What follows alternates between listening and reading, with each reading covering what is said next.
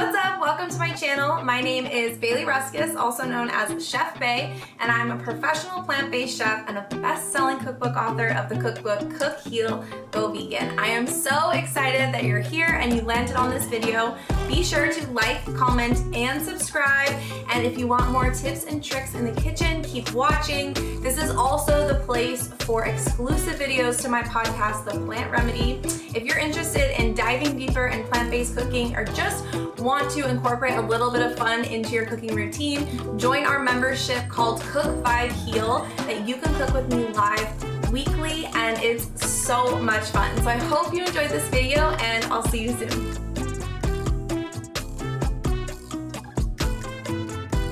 What's up, everybody? I'm sitting here with best-selling author Dr. Brooke Goldner, also known as Good by Lupus. Hi, thank you so much for coming on the show. Oh, it's my pleasure. Thanks for having me on. Yeah, of course. How are you? How are you doing? Doing awesome. Yeah. I'm just finishing up a day where I'm doing what I love most, which is spending time with people and helping them change their diets, change their lives. So yeah, I'm pumped. I love my work. I love that. I mean, you seem to have a very infectious energy and you seem very passionate about what you do. So yeah, I mean, it's definitely infectious. I'm feeling all the vibes from you right now. Oh, thank you. So I'd love to first off ask you a question. What is your favorite plant-based meal right now? I'm actually a really simple person. My favorite food is actually salad, which it's funny because I spend so much time trying to get people to eat salad.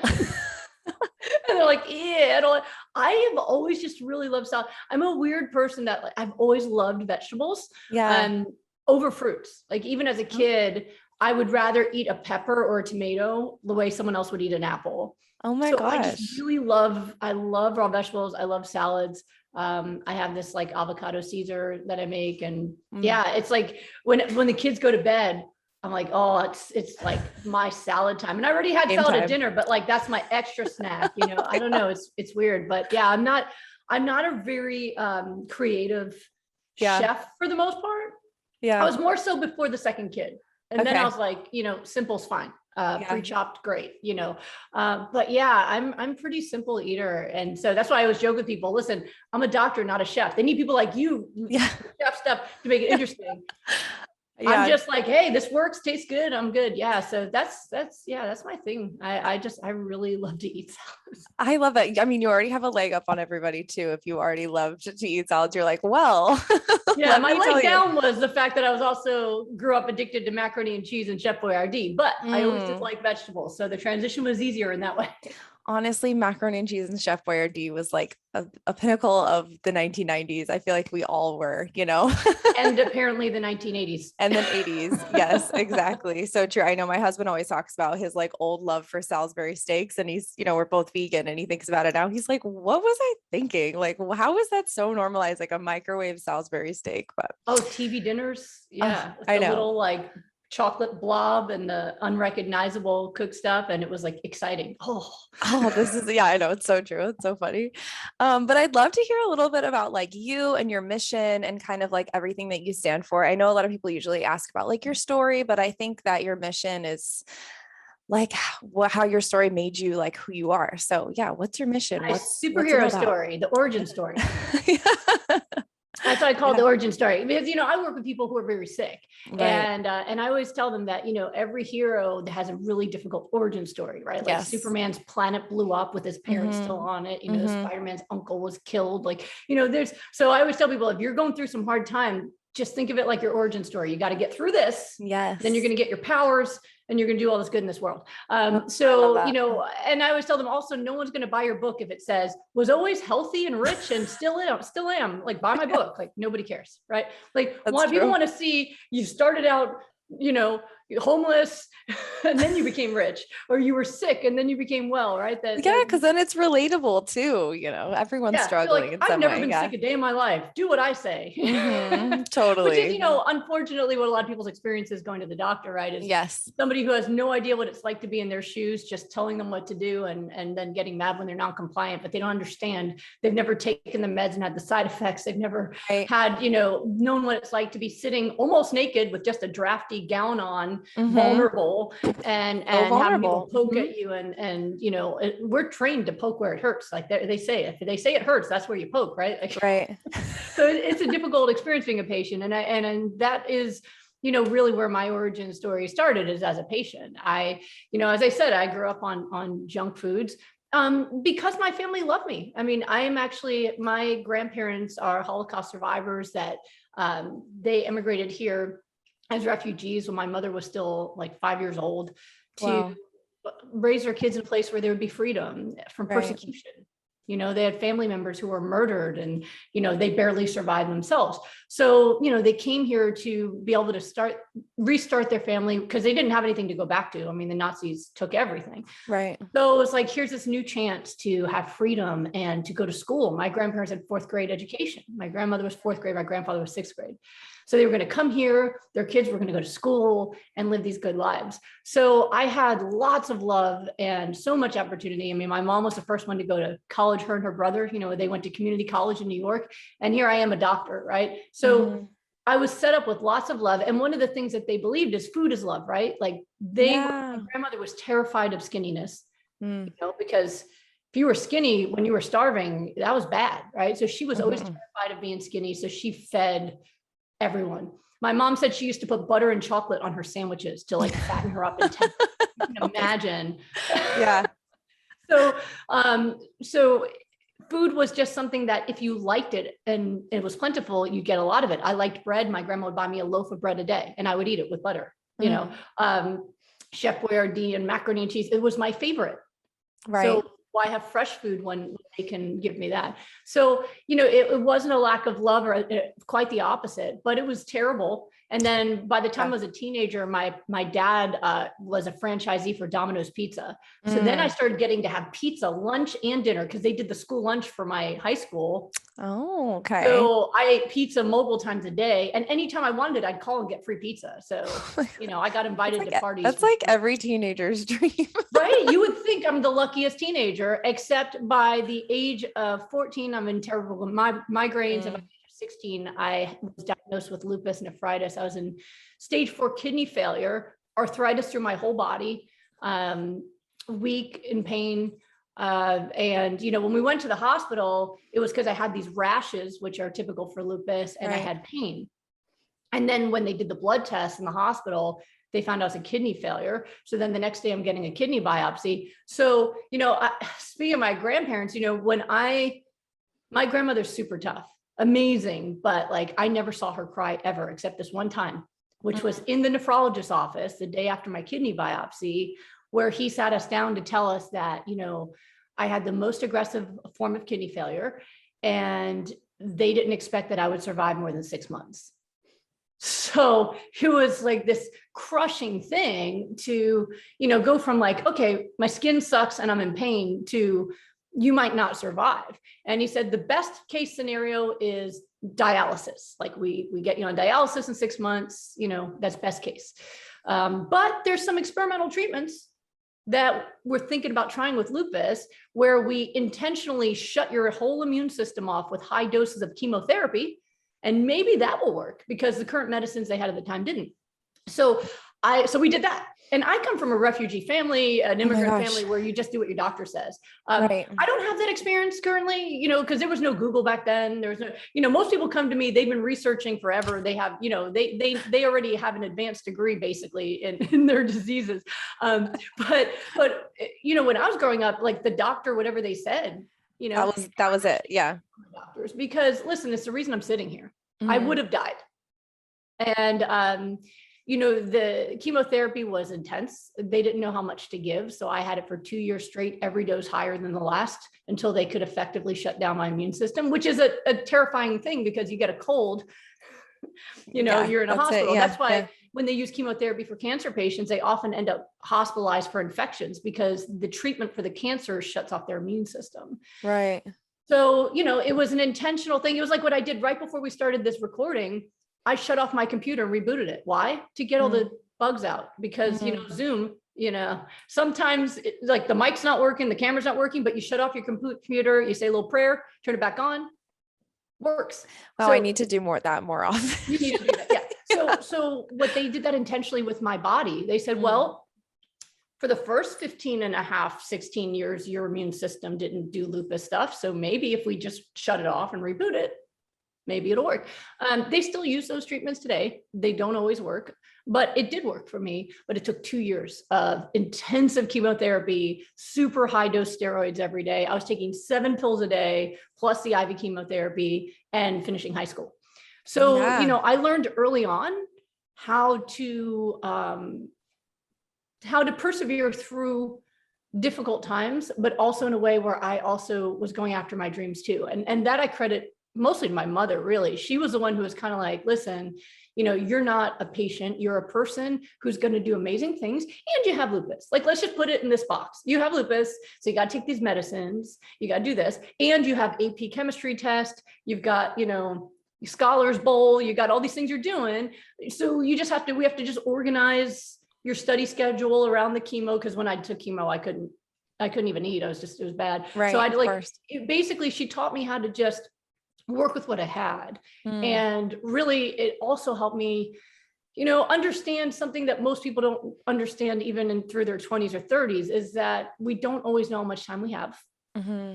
And rather than use that as a reason to feel depressed, I used it as a way to uber motivate myself that maybe I'm going to have 10 years, 5 years, 1 year, 6 months, or maybe I'm going to have 50, but I'm going to live more in the time I have than most people live their whole lives. I'm going to go after every dream. I'm going to do everything I can. I'm going to learn everything I can. I'm going to have fun. I'm going to do everything I can, just like, because who knows? And, here I am. I'm obviously still here, but I just was always on this intensive schedule. Like, if I felt good, I was reading my textbooks. I memorized my textbooks. I graduated in the top 10 of my class, got a scholarship to my first choice school while on chemotherapy, doing all that stuff. Didn't get to be as social as I would have liked, but that wasn't physically a possibility. So I did what I could, which I could read, I could study, I could learn. And, the medicines helped. And I was able to get into a remission by the time I went to college, which was, in autoimmune disease, remission means you're stable, you're not currently dying. It does not mean that you have normal labs and you have no aches and pains. And I'm sure anyone with autoimmune disease can relate to that you're in remission, you still feel like crap. So in remission meant my kidneys were no longer failing. I still had protein in my urine, which was like it's a symptom of someone who has damage to their kidneys. And I was told that's forever. I was told you should never have kids because kidney failure is not going to be good for you. But I still took medicine for arthritis. I still took medicine for migraines. I was still taking my steroids. So, they were able to taper steroids based on how symptomatic I was, but I was never fully free of medicine or symptoms, but I was better because life without chemo was just so much better. Right. Yeah. So, and I just went after things. Like, I did genetic research at Carnegie Mellon, which you weren't supposed to be allowed to do it till your junior year, but summer after freshman year, I just kept showing up at the labs. Like, who knows that I have junior year? I have now. I want to do research. So I just kept going to the labs and knocking, and finally somebody let me in. So I did genetic research and I found ways to just manage my time and manage my illness and achieve and love and do all the things I wanted to do. Then I went to medical school, which is not advised for people with autoimmune disease, because if you don't get enough sleep, it's very dangerous. And that's when I really got the sickest I've been since my kidney failure, where the lupus started causing blood clots and I was having mini strokes. I was sending blood clots into my brain. I was getting double vision. Oh my gosh. Yeah, it was really bad.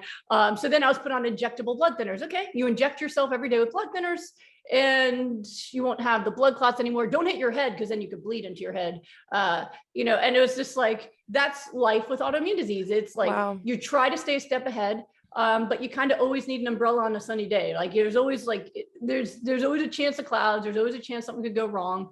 And at that point they said, really, you can never have children between kidney failure and blood clots. If you even survived, the kid probably would have heart block or other problems, but most likely you wouldn't even be able to do that. So, that's another thing is like, okay, with how quickly my disease was moving, there was also a good chance I was going to be disabled probably by my 40s. And it was harder learning about it then, because at that point as a medical student, I actually understood what I had. As I said, when I was a teenager, there was no Google. I only knew what my doctors told me, and I didn't look for more. I was like, okay, that's all I need to know. What pills do I take? But as a almost doctor at that time, I was very aware of how much this was going to impact my life more so. And it was scarier because I'd always known I could be physically disabled, but I figured my brain is all I got. I am not an athlete. Right. I am not there's nothing else I'm going to be achieving here. 100% nerd. That's where I'm going. Just And going when with I got it, the yeah. mini strokes, that was terrifying because it's like, Oh if my I lose gosh. this, then I've lost all of it. So it was Yeah. very scary, but I was able to put it in that box again. Like, okay, yes, it was scary, but I'm still here. The worst didn't happen.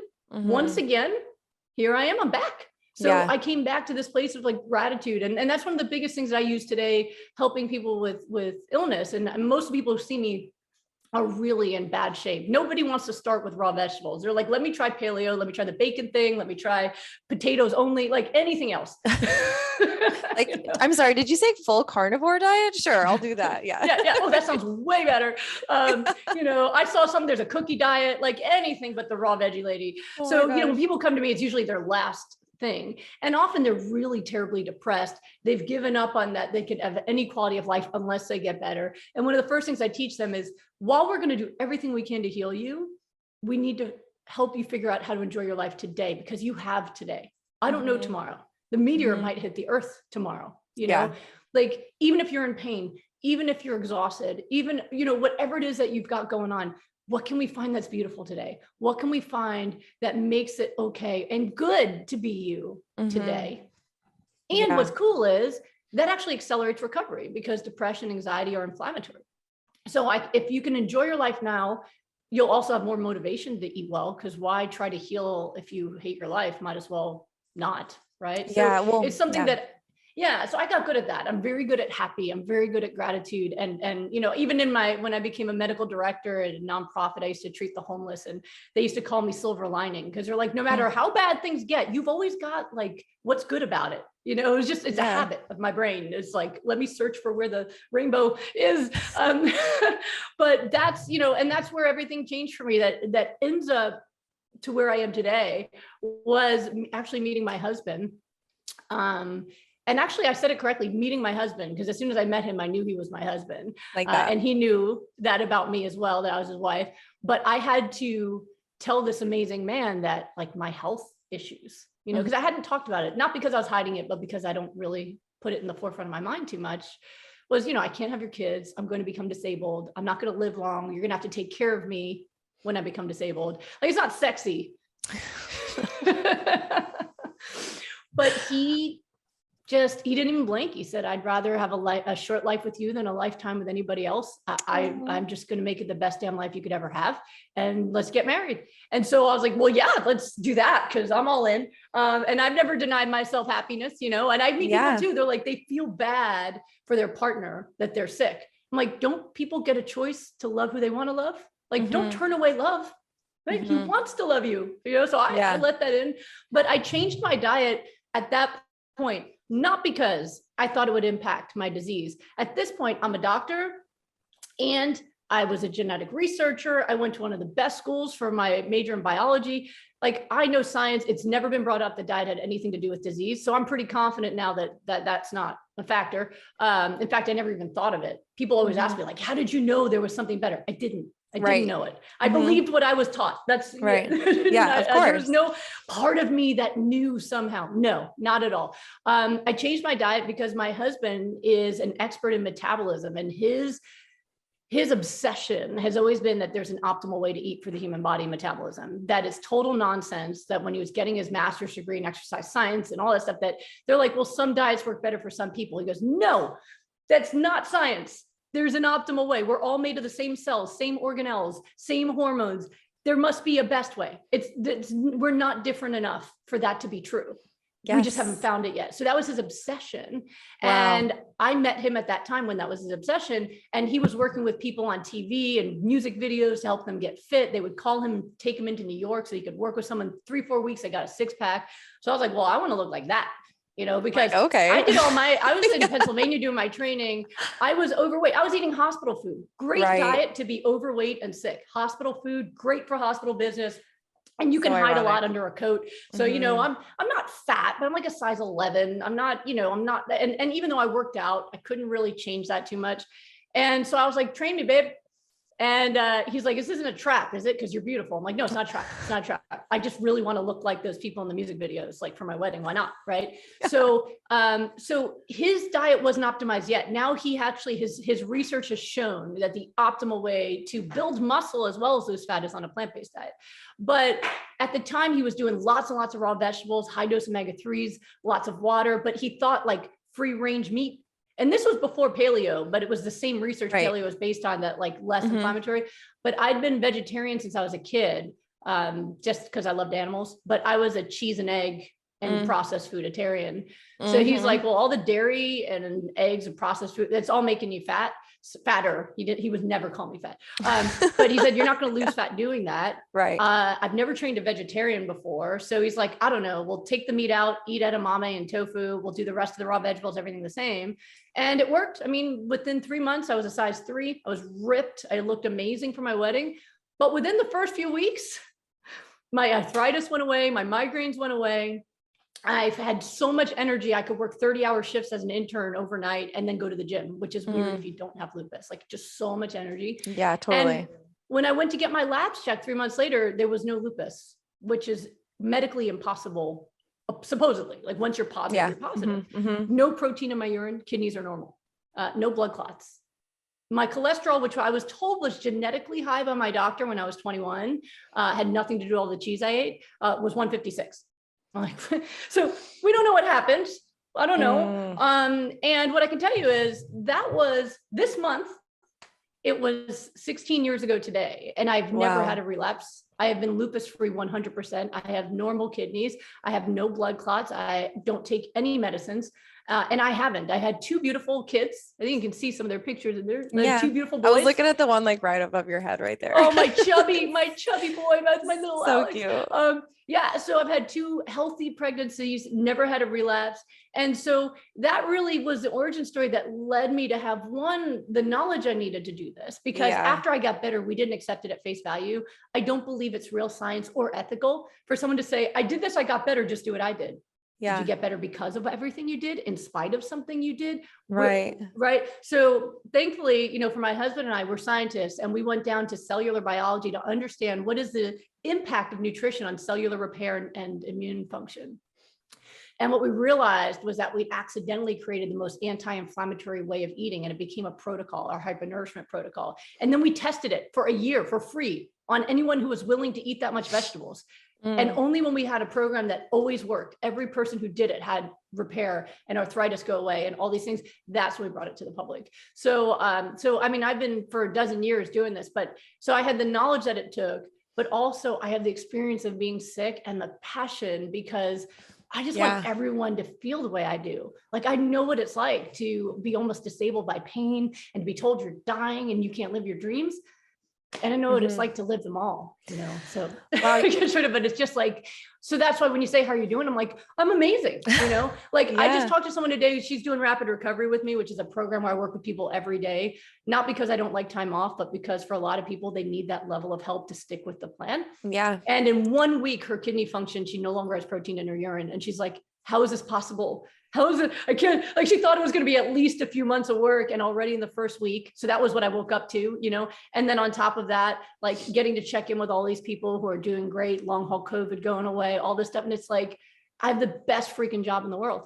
So man, so much, like, that's so amazing. You're honestly such a trailblazer of the plant-based movement, and like, your work has helped so many people, and even me. I mean, the way that you've led it, like I have endometriosis, and the plant-based that lifestyle like completely saved my life. And this is a question I was going to ask you, like after I asked you all these other ones, but I think it's just so prevalent to talk about like autoimmune and chronic illness and trauma, because I think they are so correlated, and not just like trauma in day to day that normal people go through, but how traumatic it is to go through something like that, and how people then become afraid of doctors and don't want to seek help. Or, I mean, even to keep it really simple, I mean, you type in autoimmune disease, like on Google, the first thing that you see is like, this is uncurable, like you'll be dealing with this forever. So like, people don't have any hope, from the very beginning, from the first diagnosis, and that in itself can be traumatic. So I'm wondering just kind of like what your take on like trauma, autoimmune disease, and like healing, not only physically, but spiritually and emotionally as well.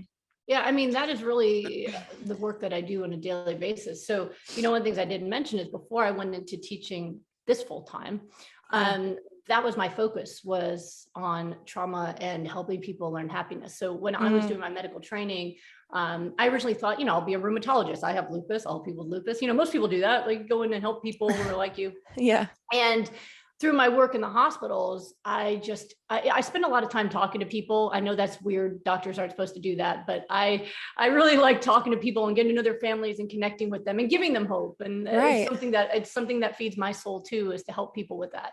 Yeah. And what I noticed is that people with depression and solitude, anxiety, they took so long, if at all, to heal from even basic things. And then you'd see someone who had some kind of terminal diagnosis, but they feel grateful, they're surrounded by family, they're happy, and there's these breakthroughs that happen, and I started to really see this connection, especially even between perception of pain and mood. Where somebody had their daughter in the room, he didn't feel pain at all from the same procedure that we did every day, that she cried through every day. And I was it was so powerful to me to see that.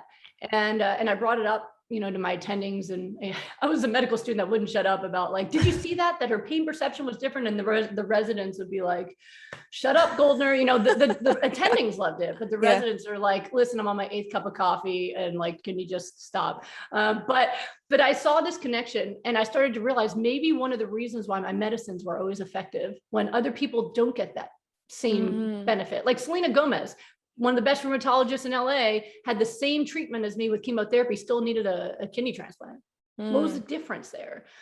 Biggest difference was trauma and depression, right? So for me, I was very resilient to depression, mostly, but entirely because of my family of origin. Like my grandmother's one, like, oh, I miss her. She died a couple of years ago now at 99. And oh my gosh, she's the one who taught me that, when you hear music, you dance. Like you can't stay in the past. You have to let the good and the light and the love in every day, because most of her friends were traumatized. They were still emotionally, I just got chills. Yeah. And she wasn't. She was here and present and felt lucky all the time. She would always tell you she's a lucky girl, even in her 90s. I'm a lucky girl, right? Because she, like, the Holocaust was over. Like she survived. Yeah. She didn't just survive. She just didn't carry it. It was over, and she moved forward. So I was very much raised like that, where I did not go into depression, and I didn't let the illness traumatize me. It was scary sometimes, but I didn't develop, chronic trauma from it. And so I thought maybe my biggest gift will be teaching people happiness, that we can't always, we don't have power over our diagnoses, I thought, but we do have power over how we feel, what we look at, what we focus on. And maybe that'll be where I help people the most, where my experiences changed people's lives. Because that's what I always thought. Like, I don't know how much time I have on the earth, but I want to change lives. I want to make lives better somehow. So I thought maybe that's my superpower, is happiness, and I'll teach happiness. So I became a trauma specialist. I was working with the homeless, and helping people through serious, horrific traumas to getting back to working and, getting back into society and all that kind of stuff. I called it reparenting, like trying to, help them move. So it is very, very powerful. But what I also found was, when I switched into this work, disease reversal work, which is all I do now, all day, what I found is the majority of the people I see with autoimmune disease have childhood trauma, the majority. So what's going on here? So I started researching this, and I've actually done a lot of news shows about this. They're really interested in this topic now, about the connection between trauma and autoimmune. So you're right when you pointed out that autoimmune disease itself can be traumatic.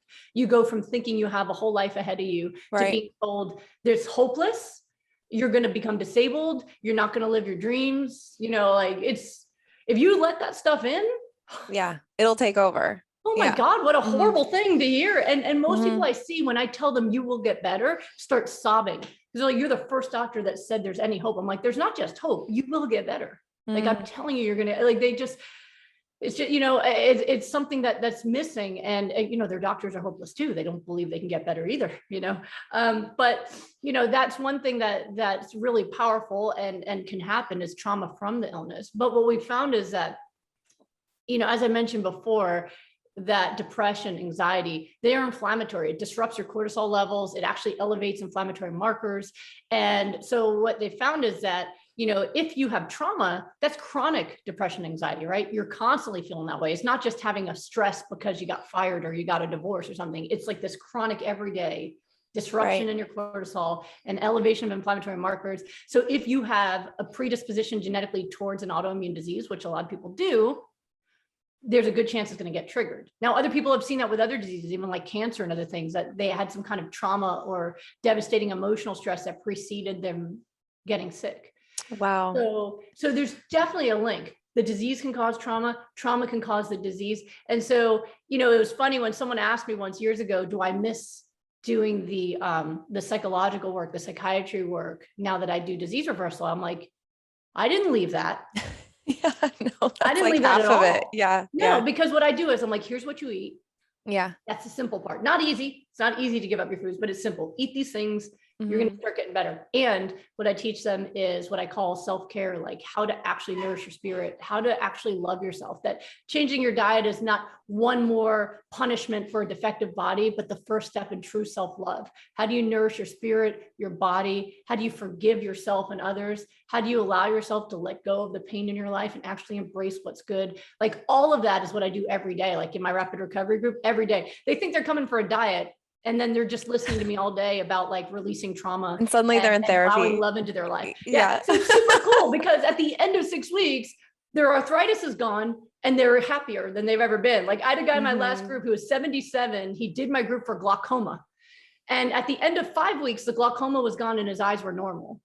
And at the end of 6 weeks, I said, what was the best part of the group? And he goes, well, I'm happy the glaucoma's gone, but I was a grumpy old man and I'm actually like, I feel mindful and centered and happy. And he's like, I think that's even better than getting my vision back. Yeah. He's like, I feel supported. Yeah. That's so nice. I love the older men because they've never done any of this touchy-feely stuff before. And all of a sudden they're into it, they're just like, gosh, my friends are so negative and I'm just in this positive place. And they're in their, 70s. And it's just, I love it so much.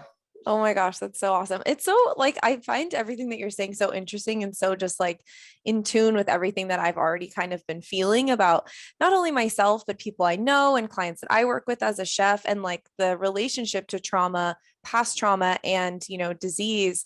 And it is just like so interesting how all of that affects us so much. And also how I feel like people who are going through anxiety and depression, and then there's a name for it. It's like, okay, well, this is your disease. This is what you have. And then you kind of attach all of that to that identity of having that. And I think it sounds like the first person to kind of help you release your identity, from having lupus, like I am not lupus. It's something I deal with, but it's not who I am, was your mom. And that's something that I've had to be attached to it. Right. And that's something for me, even like my own mindset, when I constantly say like, I have, endometriosis, I have something chronic, blah, blah, blah. When I continue that in my mind, I feel like literally my symptoms get worse. I feel like my next cycle is so much more painful. But when I really try to say like, I'm healing, like I'm feeling so great, when I just like change that mindset, it really does help so much. Yeah. The most profound experience I had like that was my last chemotherapy session. So I'm 18 years old. I've done 2 years of this, right? And every dose is higher. So they told me if they gave me the highest dose the first time, it would have killed me. So you have to build up like a resistance to it because it's a poison. It's the name. It's in the name, cytoxin. You're like, I don't want that in my vein, right? Yeah, totally. So every single time I had a treatment, I would get really sick. It'd be a week of vomiting and just feeling like absolute dog crap. Then I'd have to go back to school and I'm like holding onto the railings, trying to get up the steps. I passed out in a class from dehydration, but it was bad. Right? So I'm dealing with that. And now it's my final session. And it was a week before my first day of college, like the what do you call it? That week before you start, where you get to just play orientation. And so, the orientation week. So I knew it was my last time. They said, okay, everything looks stable, but let's just give you one more dose of poison just to make sure that, so I'm going in there and it's my last one. Now I got to the point where I hated it so much that the morning of chemo, I would already wake up feeling nauseous. Like I didn't have it yet, but I would wake up like kind of feeling tired and nauseous and like, I don't feel like good, And then of course, you get it in, it's like a 5 to 6 hour infusion. And then my mom was so sweet. She would bring pizza for everybody getting the chemo. And it's like all cancer patients and me eating like cancer causing food, but she was sweet. She meant well, you know, but it was like our last meal because you knew you'd be puking shit soon, you know? So, so anyway, so I'd go in and then I'd have this horrible week after. So it's my last session. I wake up in a great mood, like the last one, finally, because I'd been trying to get off of it, but my doctors were like, no, you got to keep going. So finally, it's my last day. I'm starting college in a week. It's my dream school. Like it's the ultimate nerd school. I don't know if you know Carnegie Mellon, but it's like, it's just great. You're like ready. Yeah. Oh, so ready. And so I wake up feeling fine. I get to the hospital. Like normally they had trouble finding the vein, get it on the first try, you know, because when you're anxious, it actually causes your blood vessels to constrict and everything. Okay. So I'm chill. I'm like, do it. Let's make this happen, you know? Let's get it over with. I get the highest dose I'd ever gotten. I didn't have one side effect. I was able to eat dinner, woke up the next day feeling fine. How in the world does the highest dose of poison I ever got and I didn't have side effects? Does it mean the drug, like the side effects were placebo? No, there is absolutely a poisonous substance. But for some reason, the power of my hope and excitement made it so I didn't even feel a side effect, even though it was the strongest dose I ever got. So all this stuff was kind of percolating in my brain when I was in the hospital and I was, you know, observing patients and everything, where I was like, there's this connection here where you can out happy your disease. You can out happy medical side effects. Like that's interesting, right? Outsmart it. So it was very profound for me. I learned a lot about myself in that moment, that when you're anticipating pain and you're thinking about side effects and you're thinking about pain, it's like all you have. But if you're outwardly focused on like your passion for your life, you might not even notice it at all. So it was a very powerful thing for me. And it's part of everything I've ever been through is what I teach. I'm not like, here, eat this, see you next time. It's like, eat this, think this. This is how you work on your feelings. Let's get your sleep. You know, I always tell them, I try to download this. Well, I always feel like people, you know, teach best what they most needed to learn at one point. And you're definitely like an example of that. And I think it's really interesting how you've moved not just through lupus, even though you are like goodbye lupus, you've moved through so many other things. So I'm wondering if you think that the same cause of lupus is also the same cause of all of these other autoimmune disorders, making kind of like the cure the same as well. And I'm kind of wondering like what your take is on that. Yeah. I don't actually have like a lupus diet. My specialty is on how nutrition can be used to accelerate cellular repair and the anti-inflammatory immune system. So that's going to help you with anything. Right. The guy who reversed his glaucoma was eating exactly the same thing as the person whose kidney function went back to normal, as the person who had scleroderma and her elasticity in her tissue went up 20% in 2 weeks. Like they're eating the same foods, because as my husband suspected when he was looking at metabolism, there is an optimal way to eat for cellular function. And, you know, he has his own best-selling book, Miracle Metabolism. And he's all talking about how what he understands now is that metabolism is not about how quickly you burn fat. Metabolism is about how rapidly and readily your cells respond to any kind of issue that you're having in the body, right? So if you're doing exercise and your cells are healthy, then you're going to build muscle and lose fat quickly, right? If you are sick, your cells are going to repair themselves quickly, right? That those things are tied together. And so, you know, sometimes people will say, oh, I'm skinny, I can't gain weight, I have a fast metabolism. He would say, no, you don't. If you had a fast metabolism, you would be able to gain muscle easily, just like you can lose fat easily, right? Your body's not good at changing. So that's what's been so wonderful, is this is not a lupus diet. I'm Goodbye Lupus because that was my first best-selling book. It's my story. Right. But this is a human cell diet. This is how to optimize your nutrition for what nutrition was actually intended for, cellular function, right? Right. Humans are good at getting high. So we've learned how to push the dopamine button. You know, I learned in medical school that there was an ancient Egyptian hieroglyphic recipe for beer. Like humans have been getting high as long as we can exist. And we have found a very convenient way to get high is just through consuming stuff orally. And people call it food. I call it food like drugs.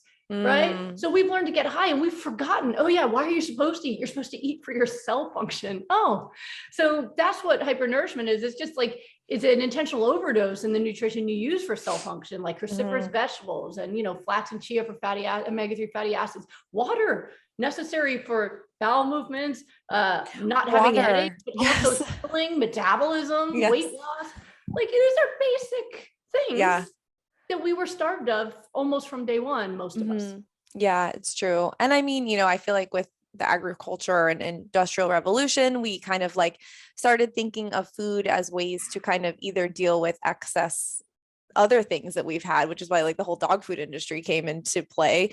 But like there's, we're kind of dealing with all of this excess. That's now what our food system is, which never really was intended for us for food. Like if you look at milk and cheese, it was just an excess of certain things that they needed to like pump into the supply chain, which now like so many people are hooked on. And they put the excess into the schools because people are eating less dairy. Exactly. So the government, since they subsidize it, they have to get rid of it. They're like, give it to the kids. I'm like, no. Exactly. They give it to the kids. Kids are fatter than ever, sicker than ever. It's like, or they put milk fat and everything. I've testified to the USDA multiple times now.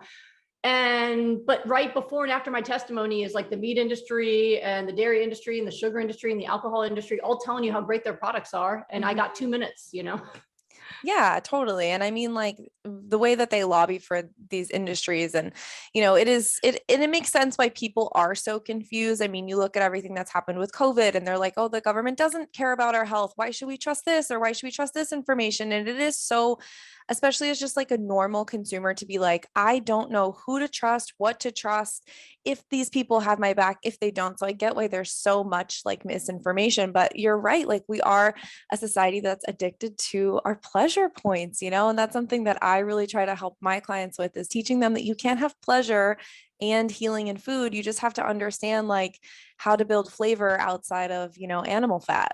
You can totally do it. So, and I always say, get your flavor from your activities and your relationships. So your food can be boring if it needs to. Right? Yeah. So we combine powers. You can give them more flavorful food. We'll get, but I tell them, listen, eventually, like I just finished a rapid recovery program with somebody that, she was so exhausted and she had dry eyes, everything's gone. 4 weeks. Yeah. Actually, she had no symptoms in the first 7 days, but she stayed with the 4 weeks. And when she first started, she only ate Indian food, fried food, all cooked, nothing raw. And she didn't like raw food, kale, broccoli, all this stuff I'm telling her, she didn't like any of that. Well, now it's been 6 weeks since then. And I just checked in with her. She said, I wake up craving kale and broccoli, like raw. Like she's like, who am I? So for a lot of people, even if you try to make it like tasty, it's still not, they're like, yeah, it tastes okay, but it's definitely not what a fried dumpling does. It's definitely not what a burger does. So I was telling them, okay, so be all right with your food being boring for now, but go all in on life. Like there's so much delicious life to be had. Just, go out and get some of that. And honestly, okay. And I always tell people this, like what makes meat taste good? It's plants. If you look like you would never just like boil a chicken breast and be fine with that. People season it and then they grill it or whatever. So there's always ways that you can make plants taste really good with other plants. It's just kind of like having that education. But I love that too. And like getting pleasure out of other things in life. Like you can have pleasure and you can have healing and they can both exist at the same time. And you don't have to sacrifice your healing so that you can maintain this kind of like false level of happiness that doesn't really like last. It's not really happiness. And that's why, when people say that, oh, that's too restrictive, it's you're giving up too much. I said, no. You know what's restrictive? Being sick. I can testify. Being sick is restrictive. Being unable to get out of bed because you hurt too much is restrictive. Eating a salad is not restrictive. I'm not restricted in my life. I have a great life and I do the things I want to do. I get to exercise. I get to, enjoy my family. I was supposed to be disabled by 40. I was on the cover of Fit Over 40 at 40, which was weird. I was like crying. Now, amazing. Of course, it's Fit Over 40. So it means you look good for your age. It's not like, but still. So like, good though. To be, from a place where I could have been disabled and instead I'm an example of like fitness and extraordinary health. What the heck? That's not restrictive. It is freedom. And when you see that changing your diet can give you freedom and that the prison you're in is one made of fat and animal products and addiction, then eating this way becomes true freedom, real freedom, where you can have actual joy rather than just getting high for a few minutes followed by pain and regret later. Yes. Oh my gosh. So true. So with that said, do you think that, I think a lot of people want to like go half in, they want to go like the 80/20 rule. I hear that all the time and it kind of aggravates me a little bit, but it's like, what's your opinion on the 80/20 rule? Like, everyone has their cheat days, like 2 days a week or whatever. Do you think that it's possible for true cellular healing if you're only 80% in the game? Oh, well, I have a couple opinions on this. I think going part in is a great start. So Yes. one of the things I found, especially working with addiction, first with, drug addiction and then food addiction, which is exactly the same, except more culturally Accepted. supported and available, right? That you wouldn't have cocaine on your counter, but you'll have cheese on your counter and you'll encourage someone to do it. Like, I know you're trying to eat healthy, but a little won't hurt, right? So it's the same addiction. It's the same with recovery, right? And so, when you're facing that, it can feel really overwhelming to even start. So, and addicts will often push away, like, oh, you want me to give it up completely? I'm not listening. So what I do is I often will start people with food addictions, which are most people, if they're not dying right now, where I have to say, no, this is going to kill you, we have to go all in. I'll say, let's start by adding what you're missing. Like, I teach them how to make green smoothies, where I go, okay, even if you're going to eat all this other crap, get some of the antidote. Let's get the greens in, let's get some omega-3s in, put some fruit for flavor, some water, slurp that down. And at least you're going to get some good nourishment in. And then you have your other stuff, right? So it kind of slows down the getting sick path. And a lot of people, when they add what they're missing, a couple of things happen. One, they feel better. They learn what real energy feels like instead of like caffeinated energy. They start having glorious bowel movements because they have newly introduced fiber they've never had. Yeah, there's nothing that gives people a smile like a nice bowel movement, and they start to naturally crave better food. I call it the gateway drug to plant-based eating is my smoothies, because it still tastes fruity enough. They're getting amazing amounts of nutrition and they do feel better. And then they start to become veg curious more. Like, well, when I ate my burger, that energy was gone, right? And my gut didn't feel good and all that stuff. So I think that it is a legitimate way to start adding more health. And if someone's not sick and they eat like, a fairly clean diet, there is some meat in it, but they're also getting nourishment, they might do okay. It's possible. But for someone who's sick, it's not going to heal you to go part way. And so for most folks, I give them the pathway. Like if they do a wellness session with me, I spend at least 75 minutes with people. I'm not the like 10-minute, here's your script. It's like, let me tell me your story. Let me understand your life. Let me understand your goals. Here's what we're going to do. So I often will start them off with like, here's how you add what you're missing. And here's how your next step, here's how we're going to change over the inflammatory stuff for not inflammatory stuff, right? Let's switch out the meat and put in some beans and grains and cooked vegetables, right? And then let's add closer to high raw. Let's do like a little more smoothies and salad, right? So I often will give them that opportunity to go through a pathway where they can also stop whenever they feel great. Like if they're eating a combination of cooked foods and raw foods and their blood works perfect, they feel amazing. Well, lucky you, right? Yeah. But for people who are very sick, it's a trap. And, I often will give the example that it's kind of like if you had, an open wound on your arm and you're starting to form granulation tissue, you're a scab, right? And then you just barely flick it, scabs off, you're bleeding, right? Now you got to start all over again. Right. And so people think that they are, cheating. I would say cheating makes it seem like you're getting away with it. You're not cheating anything except cheating yourself out of your health. You're cheating yourself out of your results. And so what happens is they go, oh, I have one cheat meal or one cheat item.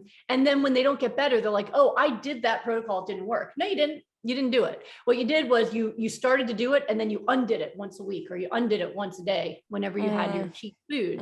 So, once the skin heals, you can scratch, no bleeding, nothing, right? So for people who are very sick, I often will tell them like, we got to get real strict. We're going to do pure hypernourishment. We're only going to eat the foods that are going to heal you. We as in me telling you to, and when you're healthy, now, if you want to eat some beans or eat some quinoa or cooked vegetables, or even if you occasionally eat something that has oil or sugar, you're going to be okay. It's going to cause damage, but a healthy body can take a hit and heal, just like you can get a paper cut and it's gone the next day. A sick body cannot. And I've seen that mostly, especially in things like kidney failure.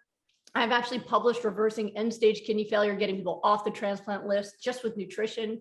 But what I found was kidneys respond very quickly. I just told you I had a lady in 1 week, no more protein in her urine. Amazing. Yeah. But I've also seen it with people with kidney failure, even eating some cooked food, even if it's plant-based cooked food, they stabilize. but they don't keep getting better. And then you take out the cooked food, go only raw, up 20% in 2 weeks. You know, like it's just, there's something about the raw protocol that accelerates kidney repair. And I've seen it where one bite of toxic food undid it. I had a guy who had IgA nephropathy. It's another type of kidney failure. And he had gone up 8 points in 2 weeks of kidney function, really dramatic and something you don't see in the Western medical world. Very exciting. Right. He had one mini Snickers bar because it was Halloween, dropped 6 points. Wow. But those are bite-sized. Well, it And just he goes to was show how like- toxic, like just one little One bite-sized little thing. Snickers is, yeah. And he said, well, if one bite could undo it, then obviously I can't heal. I said, no, you just drew the wrong conclusion. Mhm. The conclusion is that you can heal because you went up 8 points in 2 weeks just eating the right foods. And look how toxic that one bite was. If you want to get your health back, you got to stop fooling around, stop telling yourself that cheating's okay, and actually focus in on your goal. I call it, I let them get away with calling it research. You did your research. You've proved that I'm right about your diet. Now that you have your proof, let's stop doing research and get to the healing part. So the answer to your question is kind of like, it depends on how healthy you are. It depends how addicted you are. So I feel like we should all move towards that path of plant-based living. You're going to live longer. You're going to feel better. You're going to avoid things like cancer and autoimmune disease and kidney failure. And there are people who might get away with even doing it partway if they're not sick. But for people who are very ill, you know, I think you got to go all in, get your health back, get your freedom back.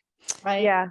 That's what's most important. Well, and I think it's so true too. Like when you talk about people who aren't chronically sick, like you don't want to wait until you get to that point. You know, there's so many people that, you know, just friends, family, whoever you're talking to are like, oh, I don't need to eat that way. Like I'm so healthy, or I run marathons or whatever. And it's just kind of like, well, if you're eating toxic food all the time, maybe because you look a certain way or you fit into a pant size or you can run 27 miles doesn't necessarily mean that you're actually healthy and you'll continue to stay able to do the things that you're doing now. And so, yeah, it's the movement is for people who are sick, but also to keep so many millions of people from getting as sick as they are now. And that's the hard part. Most people make a change when they're in pain, right? If you feel fine, why give up things that you enjoy? You feel fine.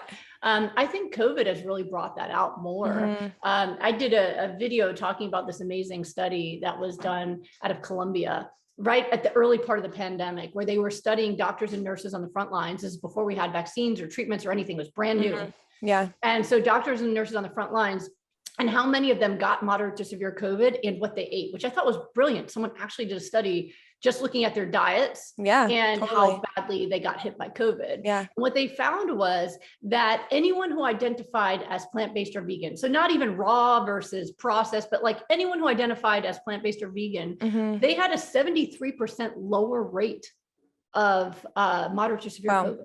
Yeah. Right. And then they looked at 73% lower rate. Like that's an amazing amount. And they were controlling for specialty, PPE, you know, pre-existing conditions, smoking, everything. And then they looked at people who are on a high protein, low carb diet, which, you know, because doctors and nurses are just as likely to do fad diets as anyone else because we have no training in nutrition. Right. So those folks are probably the fitness folks, right? I mean, my friends who do the high protein, low carb, they got abs, they're doing CrossFit, right? Those people had about a 50% higher risk of moderate to severe COVID. Wow. So 73% lower risk plant-based, 50% higher risk if you're eating high protein, low carb, like paleo or keto. And so the analysis that they did was that the problem is nutrients. People who eat plants are getting nutrients, vitamins, minerals, antioxidants. Those are what your body uses to repair itself, right? People are eating all the animal, well, meat doesn't have nutrients in it. So, you know, you can look lean, you can build muscle, you can even feel pretty fit. But if you get a serious illness, you have no reserves to fight back. And one of my husband's friends died of COVID, who was a guy who seemed healthy. He was a famous fitness guy who was eating, you know, that way, the way fitness guys do, the high protein, low carb, fairly young, no health problems, top of his game. I mean, he was on a respirator and dead fairly quickly. Yeah, it's like, oh, he's healthy. I've heard like one too many stories like that. We're like, oh, he was a triathlete, or oh, he was this, and most times it was these very buff, like healthy, quote unquote men who just got COVID and just died. And Yeah. that kind of was like, pretty earth shaking for a lot of people in the beginning, because they were like, oh my gosh, affects everything. And it really looks at, even from COVID to other diseases, but also you look at the environment, and it's all just so connected. Like what we're eating and how we're treating our food system is exactly what's kind of being brought back and coming to us. And whether or not people see it from, a personal health standpoint, if people don't care about their personal health, hopefully eventually policies will change and we'll, be forced into eating like a more plant-based way just as a society, so that we can have like a little bit of longevity on the planet, which could also help our health crisis that we're in. Yeah. Oh, the state of the planet probably reflects pretty accurately the state of most people's health. Yes. It's bordering on crisis for most Mm-hmm. people. Mm-hmm. And even, like my kids they've eaten this way their whole lives. They got green smoothies in their bottles. They were 100% raw first year of life. Like Yeah. my 12-year-old last had a cold. He was 2. Going to public Right. school. Like they Right. don't get sick. Their blood Mhm. pressures are low, but they're also top of their game academically. I was on this Fox News thing where it's like me versus a keto doctor. Oh And gosh. he was using it for weight loss. And that's really annoying doing that stuff. But he was trying to say that my kids were going to get brain damage because they weren't eating meat. I'm like, my kids, like one of them skipped a grade. The other got 100% on like the standardized testing. Like they're brilliant. So if I Yes. dumbed them down, I don't know how that happened. That it's this nonsense. I'm like, you're a doctor. I said, somebody's got brain damage. It's not my kids, but I didn't say it. I was being nice. I was being in my head. I was saying that, but he was trying to say too that, it's easy for you. I can tell you've never been fat, but for my clients and my patients, I'm giving them the answer to thinness. And I said, you know what, man, there's a lot of ways to be thin while also getting cancer and heart disease. You can smoke. That works. Mhm. Right? Yeah. It doesn't just as easy, like they can eat bacon and cheese and they lose weight and they feel good. I'm like, until they get cancer or a heart attack. Well, and it's like bacon and all processed meats have been labeled by the FDA as a level 1 carcinogen. So like, how are doctors still promoting? Well, no, the problem is it was labeled by the World Health Organization. The World Health Organization, not the FDA. The FDA right. is staying quiet.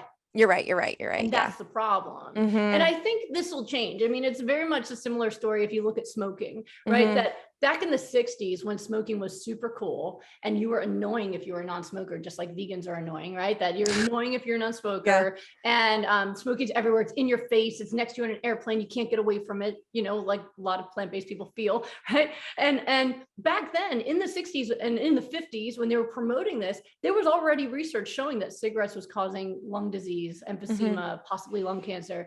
And yet it continued on. FDA didn't take a stance. And finally, I think it was the 80s when they finally gave into the pressure and said, cigarettes cause cancer. And so all of a sudden now doctors were like, oh crap, cigarettes cause cancer. So now I have to quit smoking. Right. And I got to teach my patients that. So, doctors are eating poorly too. They don't want to know this stuff, right? I mean, some do. It's changed. I've taught rooms of hundreds of doctors and health providers who want to learn this. One room over 600, they want to learn this. But a lot of them, they don't want to change their diet either. So I think it's going to follow that, where now if you meet a smoker, it's kind of weird. Like you smoke, like who does that, right? Yeah. It'll be that way. I think one day we'll be like, ew, you eat meat, like it reminded me of, I don't know if you're a Trekkie, but I grew up as a Trekkie. And the first episode of Star Trek, The Next Generation that came out in the 80s, the very first episode, all right, they beam aboard this primitive people and they have their livestock with them. And I think somebody else said to the first officer, like, they kill animals for food. And he goes, yes, in primitive civilizations, they still kill animals for food, unlike us. And I was like, You're like, that was in the 80s. Yeah. First episode of Star Trek Next Generation. And I was like, that's the future. Oh my gosh. I love that. It's so funny that you talk about the cigarette smoke thing too, because I live in San Diego, like right by the beach. So everyone's like always grilling all the time. And literally I'm smelling carcasses being cooked all the time. And it is like, and I'm a classically French trained chef. So I learned how to cook meat. Like I come from chefs. It's like, where I come from, but like now I smell meat being cooked and it like repulses me, like truly repulses me. And it's the perfect metaphor. The perfect example is like relating it to cigarette smoking, because it is like the same thing. Yeah, that's so wild. And my mom, she actually used to be a smoker and was one of the first of of her like group of friends who quit smoking cigarettes. And like a lot of her friends would be like, we can't go out with you. Like you're going to complain about the cigarette smoke and like, you know, blah, blah, blah, Yes. which My is so mom funny. too. She tried to get everyone else to quit. And she said that they used to always say the worst non-smoker is an ex-smoker. Oh my God. Right. And then you look at Yeah. people like us, like I grew up eating meat and dairy. And here I am, all I do is help people get off of it again. Right. Although I'm not knowing, I don't bring it up to people. They come up to me, but I don't preach it, you know, but if someone asks me, I'll share. But I imagine like, what would it be like? My kids have never had that and they're horrified. Like people do what, you know, like it's just like, they have such clarity because for them, it makes no sense. I like animals. Why would I kill an animal? I want to pet them. I don't want to murder. Like, I'm like, we were raised that. How could you ever eat that? We were just raised to not think about it and to put it aside, right? Exactly. Or it's like but I it's think, like you that. know, we become. I'm sorry. No, I was gonna say like we're like ex-smokers. We become so enthusiastic. We interrupt each other, right? We become so enthusiastic. Like I know I used to do that, but don't do it. I know, it's so true. Well, and it's the analogy too of like, you know, you put a baby in a crib with a rabbit and an apple. It's gonna love the rabbit and eat the apple. It's not going to play with the apple and kill the rabbit. We're just like not designed to do that. So right, but do that with a cat. Give them a rabbit and an apple. Exactly. Yeah, I know it's true. You ever see a cat with an apple? They'll play with it like a ball. Wait, that's not going to take a bite, and that rabbit's in trouble. I know that rabbit's definitely in trouble. Okay, cool. I'm going to ask you some rapid fire questions. Okay. It's something new that I'm doing for this season, mainly because I just want to get to know you a little bit better.